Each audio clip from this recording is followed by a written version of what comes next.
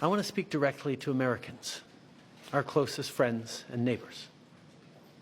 This is a choice that, yes, will harm Canadians, but beyond that, it will have real consequences for you, the American people. As I have consistently said, tariffs against Canada will put your jobs at risk, potentially shutting down American auto assembly plants and other manufacturing facilities. They will raise costs for you, including food at the grocery stores and gas at the pump. They will impede your access to an affordable supply of vital goods crucial for U.S. security, such as nickel, potash, uranium, steel, and aluminum. They will violate the free trade agreement that the President and I, along with our Mexican partner, negotiated and signed a few years ago. But it doesn't have to be this way. As I've said before, if President Trump wants to usher in a new golden age for the United States, the better path is to partner with Canada, not to punish us. As British Columbians and as Canadians, we'll stand strong and united in the face of this unprecedented attack. This is not a fight we started, but we will respond firmly and forcefully. Here in BC, we support a strong Team Canada approach to stand up to Donald Trump. For our first of many steps, effective today, I have directed BC liquor sales to immediately stop buying American liquor from red states. Liquor store employees will be removing the most popular of these brands from government store shelves.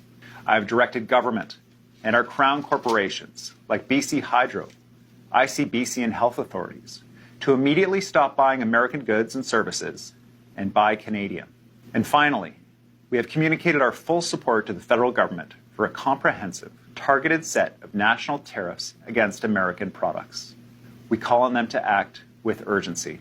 The Americans are bigger, but if we don't stand up for ourselves, they'll just keep coming back for more. Remember when he said migrant and immigrant workers were taking black jobs and we all were confused because I don't know any black person that works on a farm or that's a seasonal worker for a farm? I started to think today, okay, so he's deporting immigrants, even if they're documented. If you're not a legal citizen, even if you have papers, if you're not a legal citizen, you're being deported. You're gone, right? So, and farmers are complaining that their crops are rotting in the fields because either their workers are being deported or they're too afraid to come to work. So I'm thinking, okay, so this week we learned that he's trying to cut out all federal funding for higher education, meaning that if you can't pay for your education, you won't get it. So are they trying to make it where black people are, because if you can't get a higher education and there is no other job and the person that was doing the job is not here anymore,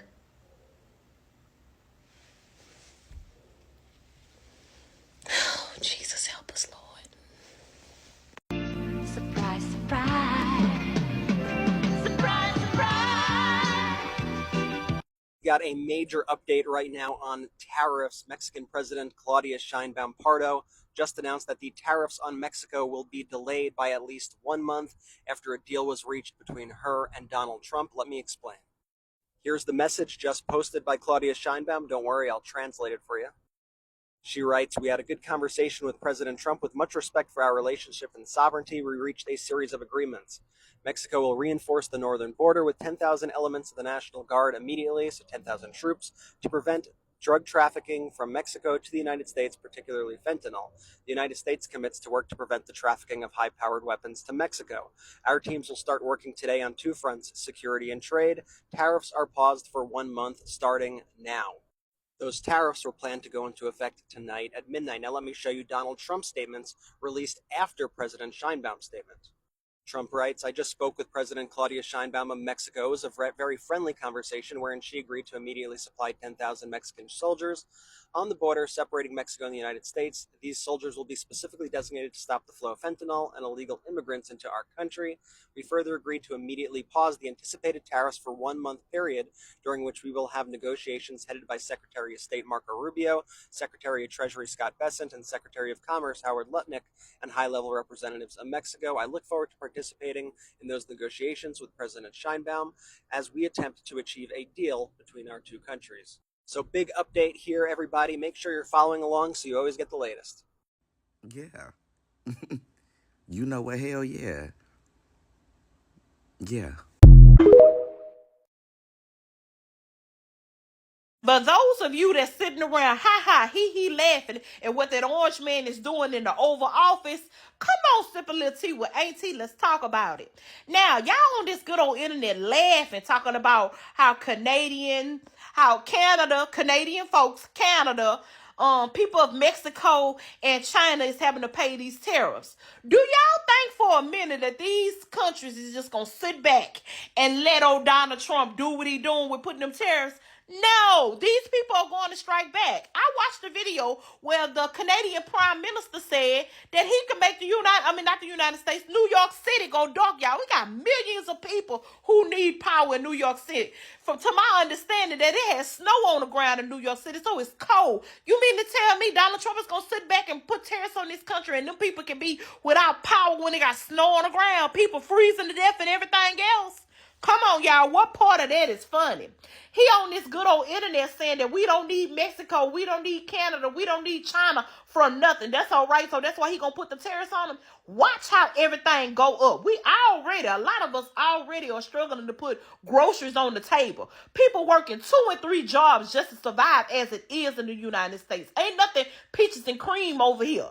You know, people are already struggling. And the fact that he's doing this to these other countries, it's going to make everything on this side go up higher. Even if he tries to come up with something in the United States to produce the different things that we get from these countries, it's going to take time and it's going to take money. Where the hell the money going to come from? Not these other damn countries. If he already pushing them out the way, it's going to come from people in the United States and we already struggling. So what the hell are y'all laughing at?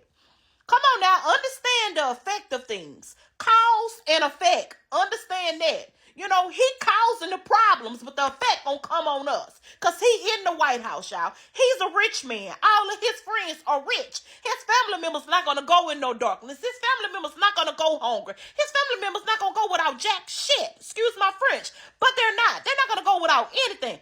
Who will be affected by the decisions of Donald Trump? People of the United States. Point blank, period. Thank y'all for sipping a little more tea with Auntie. Bye, y'all. And let the trade wars begin. Number 1, Trump said that he was going to put 25% tariffs on Canada, Mexico, and 10% on Chinese goods. Trump and his administration is saying that he's doing this because it's been a national emergency, the influx of illegal immigrants coming into the United States and distributing drugs like fentanyl. Now, Trump is basically doing this saying like, okay, guys, I can't fight this war by myself. You guys are going to have to step it up. But y'all, this morning, Canada and Mexico are clapping back. Canada's like, oh, you're going to do this to me, Trump? We're going to put 25% tariffs on you. And Mexico is like, oh, I don't know what they were really saying, but they're coming back too. And I hope nobody's offended by my Spanish. I'm working on it. And y'all, China, they're running to the World Trade Organization, the tattletale, to say something. They're going to complain. Like they're ready to take corresponding actions on us for real. Now, as Americans, do you think we should be worried? As a Christian, I have already prayed on all this. And I thought God gave me this analogy. Sometimes when you're getting ready to fix a situation, like that messy closet that has been dirtied and muddled and things just thrown in it and nobody was fixing it for years and years, to be able to clean it, sometimes the whole house has to get just a little bit messier. So is there a possibility that things aren't going to pan out like how Trump wants it to immediately? Probably not. And I didn't expect nobody to work with him on these things. So yeah, sometimes it gets messy before it gets better, but I believe it's going to get better. I know one thing, the world's looking at America, and Trump is nobody to be played with. One of the most radical things that you can do to feel like you're in control right now is to go up to your neighbor, upstairs, downstairs, to the side of you, whatever, and don't scroll. Just listen to the rest of the video. It's not that long. All right. Go to your neighbor and say, hey, did you hear about this tariffs? That's fucking crazy. Dude, I'm really worried about groceries getting more expensive. I'm fixing to make some kind of lasagna or some kind of food that you can make a lot of on whatever day that you think you could do that. If I make some, would you have some? That's it. Just one time. Because a lot of you will get no's. And a lot of people will say no to you. Especially if they don't know you well. But some people will say yes. And if they say yes, it gives you the opportunity to get to know who it is that lives around you. And it lets you be seen, even if you get those no's, it lets you be seen at least as somebody who, when stuff was starting to get hard, they were clearly trying to be helpful. And they were trying to bring people together rather than just continue the status quo of everybody freaking out in their own house, you know? The other thing is that for the people who you get yeses from, that is so powerful, man, because it's so directly antagonistic to what the hyper wealthy want us to do. Because what they want us to do is to be individual consumers, right? So that way that we have to maximize our money, so that way that we can maximize our spending. And then they control the rates of spending. But if we're sharing shit, food, Wi-Fi passwords, like showers if we need to, not like together, but you know, like letting someone use your shower, whatever, like anything like that, time, skills, helping someone sew something, whatever, anything that lets us consume less by sharing more of what we already have. Very, very powerful, very, very powerful, directly anti-capitalist, directly antagonistic to people like Elon Musk. It's just, above all, you know, it also will let you feel less alone, and it will also let you know who around you is able to weather the coming hardships better than you and who's not. You know, and the more people you do this with, I think the less gut-wrenchingly terrified you will feel about what is to come.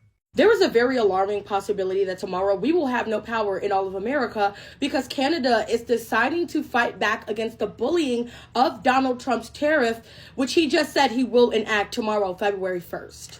So it turns out Donald Trump is planning to keep that deadline of February 1st for the 25% increase in tariffs on Canada and Mexico, and they will go in effect tomorrow, which is actually very bad because Canada plans on fighting back through the use of controlling the electricity of all of America. Like everything else that has been done in this administration, it could have catastrophic fucking consequences for the regular American people. And he's also threatened tariffs on China and others, arguing that the U.S. suffers from trade imbalances. Canada says it is ready for forceful, immediate response if Trump imposes those tariffs. Now, if you want to know why these tariffs would implicate Canada to even mention the U.S.'s power, it's not that they control the power to the U.S. They have two highly integrated electrical grids, and the grids make up more than 31 cross-border transmission lines that connect every Canadian province to at least one U.S. state. Meaning that the U.S. and Canada are each other's largest trading partners for electricity, and the two countries work together to balance electricity consumption and production. One of the largest being in Texas and the Eastern Intercommunication and the Western Intercommunication. Now, the Eastern and Western Intercommunication extend into Canada, which operates its own AC power grid. We're an ecosystem. We basically coexist. So if President Trump presses these 25% tariffs, which would be on electricity and other goods, I don't see how this is not alarming to anyone because they obviously said they will retaliate with fucking up the power grid. They have one line that goes to every single U.S. state. How is this smart and how is no one upset about this? Guys, this is not good.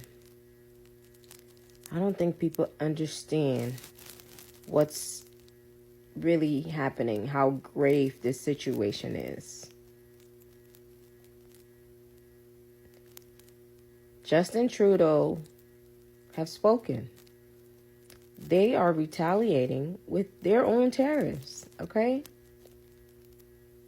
The U.S. and Canada might not be physically fighting each other with guns, But this is war. And the people at the top, their lives are not going to change. They're not going to feel the impact of these tariffs. It's going to be me and you. Okay? The Canadian citizens. We're going to really feel it financially. This is not good. This is not good. And they're specifically saying that they're going to target red states, Republican states. I don't like none of this.